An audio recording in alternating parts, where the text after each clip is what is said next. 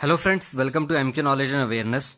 तो फ्रेंड्स, आज हम बात करने जा रहे हैं एक बहुत ही बड़े बिजनेसमैन के बारे में जिन्होंने इंडिया में बहुत सारी कंपनीज को स्टार्ट किया था और बहुत सारे अवार्ड्स भी मिले उन्हें जो बहुत ही फेमस पर्सनालिटीज़ को मिलते हैं। तो चलिए बात करते हैं हम जे.आर.डी. टाटा के बारे में। अगर हम बात करें उनका बर्थ कहाँ हुआ था या वो कहाँ के सिटीज़न थे, तो उनका बर्थ जो है वो 1904 में जुलाई मंथ में फ्रांस में हुआ था और इसीलिए जो है वो फ्रांस के सिटीज़न थे। और उनके पास फ्रांस की जो सिटीज़नशिप थी वो 1904 से लेके 1928 तक थी। उसके बाद वो इंडियन सिटीज़न बन गए थे। 1929 से लेके 1993 तक वो इंडियन सिटीज़न थे और इंडियन पासपोर्ट होल्डर थे। बहुत ही बड़े बिजनेसमैन थे जिन्होंने बहुत सारी कंपनीज को स्टार्ट किया था। आप सब जानते हैं टाटा ग्रुप ऑफ इंडस्ट्रीज़ या टाटा सन्स, ये एक बहुत ही बड़ा नाम है आज हमारे देश में, इंडिया में। और अगर हम बात करें एयर इंडिया के बारे में या फिर टाटा कंसल्टेंसीज़ के बारे में, टाइटन के बारे में, टाटा सॉल्ट के बारे में, वोल्टास के बारे में या फिर टाटा ग्रुप के बारे में, तो ये बहुत ही फेमस जो है कंपनीज हैं जिन्हें हम सब जानते हैं और बहुत ही बड़ा कंट्रीब्यूशन है इंडिया को एक अच्छे लेवल पे पहुंचाने का इन लोगों का। और बहुत ही बड़ा अचीवमेंट था ये, क्योंकि एक बिजनेस को स्टार्ट करने के बाद उसे इस मुकाम तक पहुंचाना कि दुनिया भर में उसके ऑफिसेस खोले जाएं, उनकी फ्रेंचाइजीज खोली जाएं, ये एक बहुत ही बड़ी अचीवमेंट थी। तो अगर हम बात करें जे.आर.डी. टाटा के बारे में, तो वो फर्स्ट लाइसेंस्ड पायलट थे इंडिया के 1929 में। तो आप ये सोच सकते हैं कि वो कितने एजुकेटेड थे और कितना कैलिबर था उनमें, जो एक फर्स्ट लाइसेंस्ड पायलट थे वो इंडिया के। उसके बाद उन्हें इंडियन सिविल एविएशन का फादर कहा जाने लगा, उस खिताब से नवाजा गया क्योंकि बहुत ही टैलेंटेड थे। उन्होंने लाहौर से दिल्ली तक की एक फ़्लाइट भी खुद फ्लाई की थी, तो बहुत ही फेमस हुआ था ये किस्सा उस टाइम भी। उसके बाद उन्होंने इंडिया की फर्स्ट कमर्शियल एयरलाइन शुरू की थी जिसका नाम था टाटा एयरलाइंस। 1932 में शुरू की गई थी, बट बाद में इसे इंडिया की नेशनल एयरलाइन बना दिया गया था और इसका नाम रखा गया था एयर इंडिया। ये 1946 में रखा गया था। उसके बाद अगर हम बात करें, जैसे कि आप सब जानते हैं कि Tata consultancy services world wide इसके ऑफिसेज हैं आज। टाटा मोटर्स बहुत ही फेमस कंपनी है। आप सब जानते हैं कि टाटा मोटर्स ने कुछ साल पहले ही लैंड रोवर का जो प्रोजेक्ट है वो टेक ओवर किया था, उसका प्रोजेक्ट पूरा खरीद लिया था फोर्ड कंपनी से। तो ये बहुत ही फेमस किस्सा था।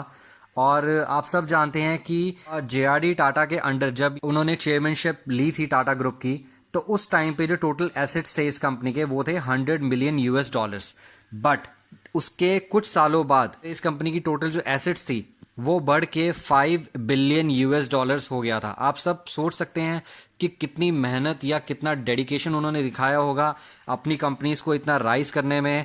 और अगर हम बात करें इस ट्रस्ट के बारे में कि कैसे लोगों को इतना ट्रस्ट आया और लोगों ने इस कंपनीज में जब शेयर्स भी इसके बने थे और लोगों ने शेयर्स भी परचेज करने शुरू किए, तो एक ट्रस्ट जो है टाटा के साथ वो सालों से लोगों को है इस कंपनी के ऊपर।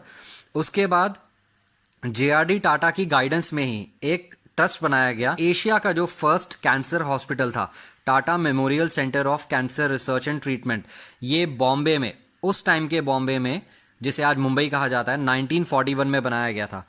तो ये बहुत ही बड़ी अचीवमेंट थी। और इन अचीवमेंट्स को देखते हुए ही जो जे.आर.डी. टाटा थे उन्हें बहुत सारे अवार्ड्स मिले, उन्हें रैंक्स भी मिले। उन्हें एक ऑनररी रैंक जो है ग्रुप कैप्टन का मिला था इंडियन एयरफोर्स का 1948 में। उसके बाद उन्हें प्रमोट किया गया था एज एयर कमांडर, जो इक्वेलेंट होता है इंडियन आर्मी के ब्रिगेडियर के।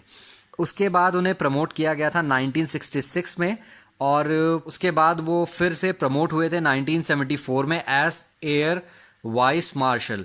तो आप ये चीज़ समझ सकते हैं कि कितने टैलेंटेड थे वो, कितनी सारी अचीवमेंट्स थी उनकी। उसके बाद जे.आर.डी. टाटा को 1955 में पद्म विभूषण अवार्ड से भी सम्मानित किया गया था उनकी अचीवमेंट्स को देखते हुए और जो कंट्रीब्यूशन था उनका इस कंट्री को लेकर। उसके बाद सेम ईयर में ही उन्हें भारत रत्न भी दिया गया था। भारत रत्न एक ऐसा अवार्ड है, हर किसी को नहीं दिया जाता है, बहुत ही मेहनत करनी पड़ती है, बहुत ही डेडिकेशन होता है, जिसकी वजह से अवार्ड दिया जाता है। और आप सब जानते हैं कि एयर इंडिया इंडिया की सबसे बड़ी अचीवमेंट मानी जाती है, क्योंकि ये इंडिया की फर्स्ट कमर्शियल एयरलाइन थी और आप सब सोच सकते हैं कि इस एयरलाइन को बाद में गवर्नमेंट ने इसे परचेज कर लिया था, या इसकी अंडरटेकिंग जो है वो गवर्नमेंट के पास थी।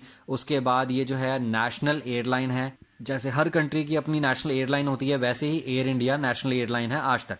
अब करंट सिचुएशन ऐसी है, अभी टाटा ग्रुप जो है वो रतन टाटा जी के अंडर है, और हालांकि उन्होंने 2012 में चेयरमैनशिप से रिजाइन कर दिया था, लेकिन उसके बाद भी वो अभी टाटा ग्रुप को एक तरीके से संभाल रहे हैं, क्योंकि अभी तक जो भी 2 चेयरमैन बनाए गए थे वो अपने पद से हटाए गए हैं किसी रीज़न से। मैं वो रीज़न नहीं डिस्क्लोज करूंगा आपको। और अगर हम बात करें विस्तारा एयरलाइन के बारे में, तो ये दूसरी एयरलाइन है जो टाटा ने दोबारा से एस्टैब्लिश की है, और बहुत ही अच्छे लेवल पे इसका बिजनेस भी अब चल रहा है, प्रॉफिट भी कमा रही है ये कंपनी। तो फ्रेंड्स, हमें ये सब सोचना चाहिए कि हमारे इंडिया में बहुत बड़े बिजनेसमैन उन्होंने जन्म लिया है, और बहुत कुछ उन्होंने अपनी कंट्री को दिया है। आप सब जानते हैं कि इंडिपेंडेंस के बाद जो बॉम्बे था उसे बॉम्बे स्टेट के नाम से जाना जाता रहा, जिसमें गुजरात भी इन्वॉल्व था, और ये पूरा एक ही सेंटर था। अगर हम बात करें इंडस्ट्री पर्पस को लेकर, बिजनेस पर्पस को लेकर, तो ये बहुत ही बड़ा सेंटर था। और जेआरडी टाटा उस टाइम पे इतने फेमस थे कि कोई भी गवर्नमेंट या कोई भी किसी भी तरीके की पॉलिसी लॉन्च करने से पहले इनसे पूछा जाता था, क्योंकि इनका बहुत सारा कंट्रीब्यूशन होता था, बहुत हेल्प होती थी, क्योंकि इनके पास बहुत सारे सजेशंस होते रहे, क्योंकि बहुत बड़े बिजनेसमैन थे, बहुत इन्होंने सीखा था, बहुत पढ़ाई की थी बिजनेस मैनेजमेंट को लेकर भी। और अगर हम बात करें जैसे आज की डेट में एमबीए होता है, उस टाइम पे उन्होंने बिजनेस मैनेजमेंट किया था कैम्ब्रिज से, बहुत ही फेमस यूनिवर्सिटी है ये।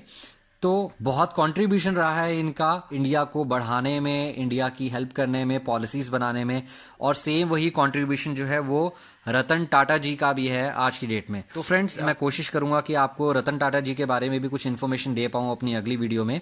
तो आज के लिए सिर्फ इतना ही। This is Manish Tahim signing off. Thank you very much.